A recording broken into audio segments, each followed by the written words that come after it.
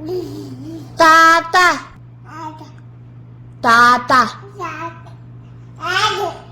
தாத்தா தாத்தா தாத்தா. எப்பவும் வீட்டுல தனியா இருந்தாலும் ஆரா கூட பேசிட்டே இருப்பேன். தாத்தா பாட்டி அதெல்லாம் சொல்லிட்டே இருப்பேன். இன்னைக்கு ஃபர்ஸ்ட் வேர்டா தாத்தான்னு சொன்னா அதை கேட்கவே ரொம்ப சந்தோஷமா இருந்தது.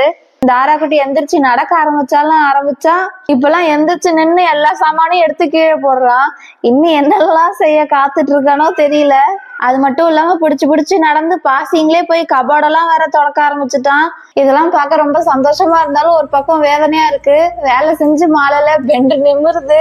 அது மட்டும் இல்லாம மேல ஏதாவது தூக்கி போட்டு போனோன்னு வேற பயமா இருக்கு. சும்மாவே அவனை கண்ணு கருத்துமா பாத்துட்டு இருப்பேன். இப்ப விளக்கெண்ணெய் ஊத்திட்டு பார்க்க வேண்டியதா இருக்கு.